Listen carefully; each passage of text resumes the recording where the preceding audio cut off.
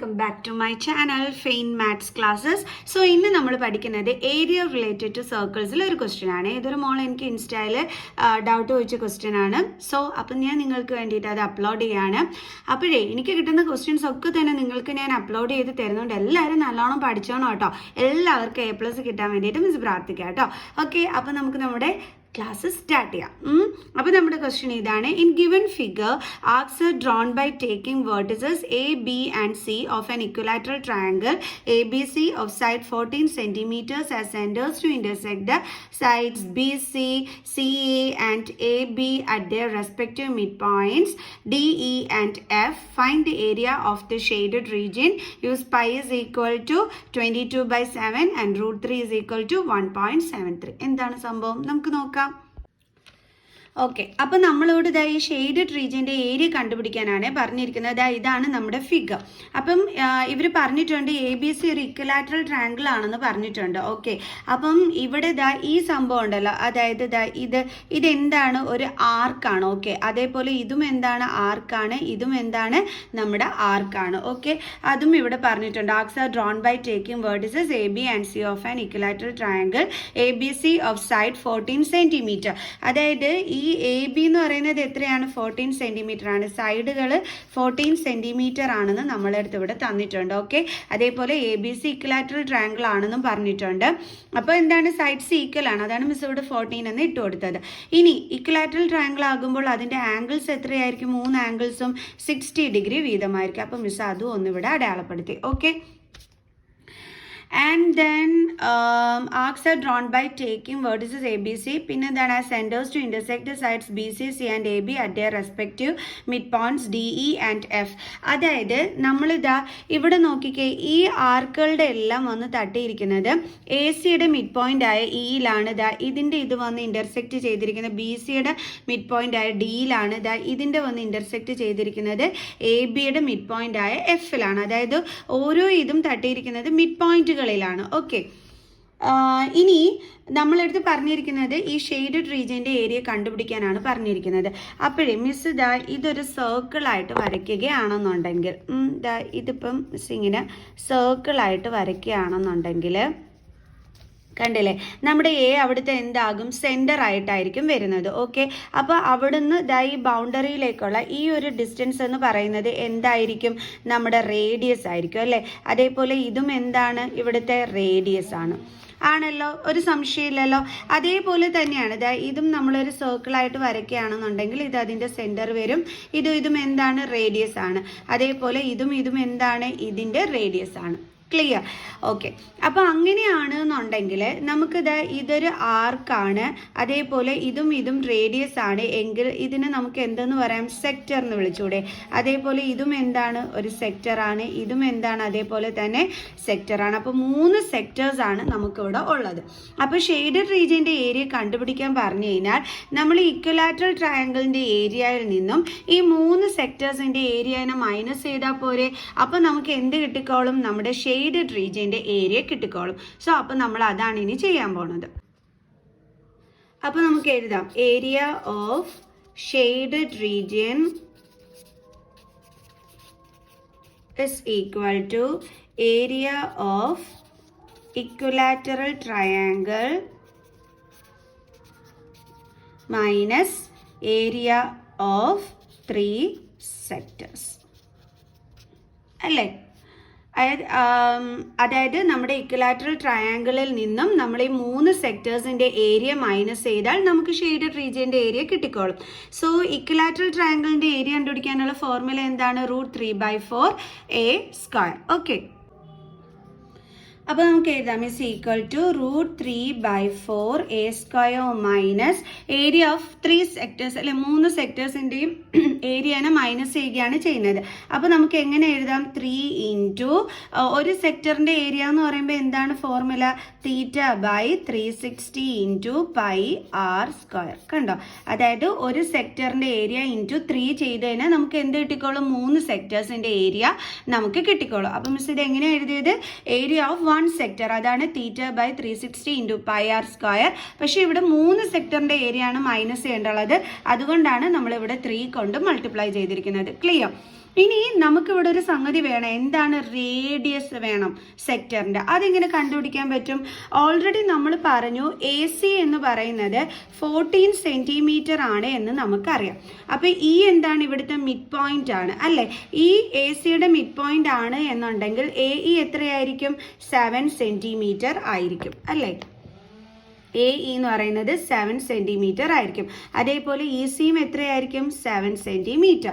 അതേപോലെ തന്നെയാണ് ഇവിടെയും D മിഡ് പോയിന്റ് ആണെങ്കിൽ BD 7 സെൻറ്റിമീറ്റർ ആകും. ഇത് എത്രയാകും? 7 സെൻറ്റിമീറ്റർ ആകും. അതേപോലെ തന്നെ ഇവിടെ കണ്ടില്ലേ? മിഡ് പോയിന്റ് എന്ന് പറഞ്ഞു കഴിഞ്ഞാൽ ഒരു ലൈനിന്റെ പകുതിയാണ്. അതായത് അതിനെ എന്ത് ചെയ്യുന്നു? 2 ഈക്വൽ പാർട്സ് ആയിട്ട് ഡിവൈഡ് ചെയ്യുന്നു. അതാണ് മിസ് AE 7 അതേപോലെ EC 7 എന്ന് പറയാൻ കാരണം.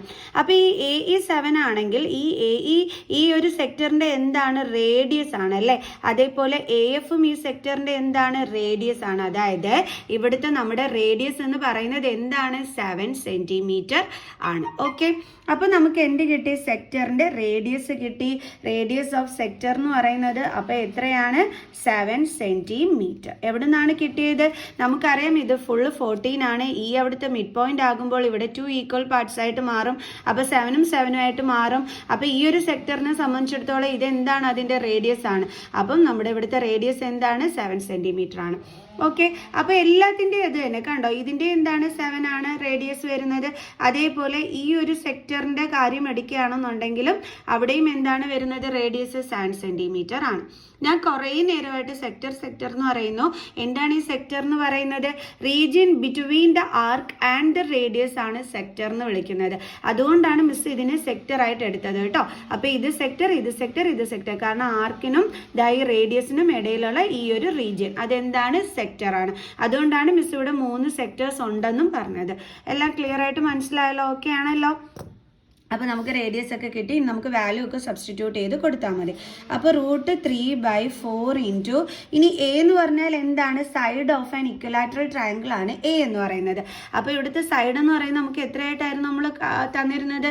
14 സെൻറ്റിമീറ്റർ. അപ്പോൾ 14A² ആണ്. സോ 14 × 14 -3 ഇൻറ്റു ഇനി തീറ്റ എന്ന് പറയുന്ന ആംഗിൾ നമുക്കറിയാം. ഇക്വലാറ്ററൽ ട്രയാങ്കിളിൻ്റെ ആംഗിൾസ് എത്രയാണ്? 60 ആണ്. സോ അപ്പോൾ 60/360 ഇൻറ്റു പൈയുടെ വാല്യൂ ഓൾറെഡി നമ്മുടെ ക്വസ്റ്റ്യനിൽ പറഞ്ഞിട്ടുണ്ട്. 22/7 വേണം എടുക്കാനെന്ന്. സോ നമുക്കിവിടെ എന്തിട്ട് കൊടുക്കാം? 22/7 ഇൻറ്റു റേഡിയസ് നമുക്കറിയാം 7 ആണെന്നല്ലേ? സോ R² ആണ് ഇൻറ്റു 7 ബ്രാക്കറ്റ് ക്ലോസ്. ഓക്കെ, ഇനി നമുക്ക് എന്ത് ചെയ്യാം? കട്ട് ചെയ്യാനുള്ളതെല്ലാം കട്ട് ചെയ്തിട്ട് ചെയ്യാം. അതായത് 4ഉം 14ഉം കൂടി കട്ട് ചെയ്യാൻ പറ്റും അല്ലേ? 2 2s are 4, 7 2s are 14. അതേപോലെ വീണ്ടും 2ഉം 14ഉം കൂടി. അപ്പോൾ എന്ത് കിട്ടിയ? 7. അപ്പോൾ നമുക്കിവിടെ എന്താണ് കിട്ടിയത്? 7 × 7 49 √3 മൈനസ് അതേപോലെ ഇവിടെ നമുക്ക് കട്ട് ചെയ്യാമല്ലോ. ഇതും കട്ട് ചെയ്യാം. അതേപോലെ 6 6 are എത്രയാണ്? 36. പിന്നെ ഈ 7ഉം 7ഉം കട്ട് ചെയ്യാം. ഈ 6ഉം 22ഉം കൂടി കട്ട് ചെയ്യാൻ പറ്റും. കാരണം 20 ടേബിൾസിലുണ്ട്. 2 3s are 6, 2 11s are 22. അപ്പോൾ ഇപ്പോൾ നമുക്ക് കിട്ടിയിരിക്കുന്നത് 3 ഇൻറ്റു മുകളിൽ എന്തുണ്ട്? 11 × 7 77/3 അല്ലേ? is equal to 49 √3 -3 into bracket മാറ്റിയിട്ട് നമുക്ക് എഴുതാമല്ലോ.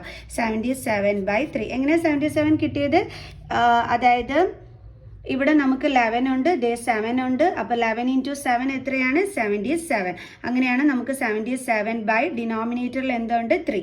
ഇനി ഈ ബ്രാക്കറ്റ് നമുക്ക് മാറ്റാം. അപ്പോൾ നമ്മൾ 3 × 77/3 എന്ന് എഴുതി. ഈ 3ഉം 3 എന്ത് ചെയ്യാൻ പറ്റും? ക്യാൻസൽ ചെയ്യാൻ പറ്റും. ഇനി നമുക്ക് എങ്ങനെ എഴുതാം? 49 √3 മൈനസ് ഇവിടെ ഇനി എന്തേ ഉള്ളൂ? 77 is equal to 49 ഇൻറ്റു √3ക്ക് നമുക്ക് വാല്യൂ തന്നിട്ടുണ്ട്. എന്താണ്? 1.73 മൈനസ് എന്താണ് ഇവിടെ ഉള്ളത്? 77 is equal to ഇനി നമുക്ക് ഇത് രണ്ടും കൂടി തമ്മിൽ മൾട്ടിപ്ലൈ ചെയ്യാം. ഓക്കെ, 173ഉം 49 എപ്പോഴും പോയിന്റ് ഇല്ലാതെ മൾട്ടിപ്ലൈ ചെയ്ത് നോക്കിയിട്ട് ആൻസർ എഴുതുമ്പോൾ പോയിന്റ് കറക്റ്റ് ചെയ്ത് ഇട്ട് കൊടുത്താൽ മതിയേ. 9 3s are 27. Then 9 7s are 63, 64, 65, 6. 9 1s are 9 plus 6 is 15. Okay. And then 4 3s are 12, 1, 7 4s are 28, 29, 2, 4s are 4, 5, 6, 7, 7, 9 plus 5, 14, 1, 6, 1, 7, 8. അപ്പോൾ നമുക്ക് എത്രയാണ് കിട്ടിയത്? 8477. 8477. ഇനി എന്തുണ്ട് ഇവിടെ? 2 നമ്പർ കഴിഞ്ഞിട്ട് പോയിന്റ് ഉണ്ട്, നമ്മൾ ഇട്ട് കൊടുത്തു. -77 ഇസ് ഈക്വൽ ടു, ഇനി നമുക്കിത് മൈനസ് ചെയ്യാം. എങ്ങനെ മൈനസ് ചെയ്യേണ്ടുള്ളത്? 84.77. ഇവിടെ പോയിന്റ് ഒന്നും ഇല്ലെങ്കിൽ അതിൻ്റെ അർത്ഥം ആ 2 നമ്പേഴ്സ് കഴിഞ്ഞിട്ട് പോയിന്റ് ഉണ്ടെന്നാണ്. 0 0. അപ്പം നമുക്ക് മൈനസ് ചെയ്യുമ്പോഴത്തേക്ക് പോയിന്റ്, ദെൻ ഇവിടെ 7, ദെൻ ഇവിടെ 14, ദെൻ 7 മൈനസ് 7 എന്താണ്? 0. അതായത് നമുക്ക് കിട്ടിയത് എത്രയാണ്? 7.77. നമ്മളിപ്പോൾ ഇതെന്തുമാണ് കണ്ടുപിടിച്ചുകൊണ്ടിരുന്നത്? ഏരിയ ഓഫ് ഷെയ്ഡഡ് റീജിയൻ അല്ലേ? അപ്പോൾ സെൻറ്റിമീറ്റർ സ്ക്വയർ. അതായത് നമുക്ക് കിട്ടിയത് for area of shaded region is equal to എന്താണെന്ന് എഴുതാൻ നമുക്ക്? 7.77 സെൻറ്റിമീറ്റർ സ്ക്വയർ. ഇത്രയേ ഉള്ളൂ സംഭവം. പാടൊന്നും ഇല്ലായിരുന്നല്ലോ, ഈസി ക്വസ്റ്റ്യൻ ആയിരുന്നല്ലോ അല്ലേ? കാരണം എന്ന് വെച്ച് കഴിഞ്ഞാൽ നമ്മൾ ജസ്റ്റ് ഇവിടുത്തെ ഈ ഒരു ഇക്വലാറ്ററൽ ട്രയാങ്കിളിൽ നിന്നും നമുക്കിവിടെ 3 സെക്ടേഴ്സ് തന്നിട്ടുണ്ട്. അപ്പോൾ അതിൻ്റെ ഏരിയനെ നമ്മൾ എന്ത് ചെയ്താൽ മതി? മൈനസ് ചെയ്താൽ മതി. അപ്പോൾ ഈസി ക്വസ്റ്റ്യൻ അല്ലായിരുന്നോ? ഓക്കെ, അപ്പോൾ എല്ലാവർക്കും ഇന്നത്തെ ഈ ഒരു ക്വസ്റ്റ്യൻ മനസ്സിലായി കാണുമെന്ന് വിചാരിക്കുന്നു. സോ നമുക്കപ്പോൾ ഇവിടെ വെച്ചിട്ട് ഈ വീഡിയോ വൈൻഡ് അപ്പ് ചെയ്യാം. സോ നെക്സ്റ്റ് ക്വസ്റ്റ്യനുമായിട്ട് അടുത്ത ക്ലാസ്സിൽ കാണുന്നത് വരെ ബൈ ബൈ.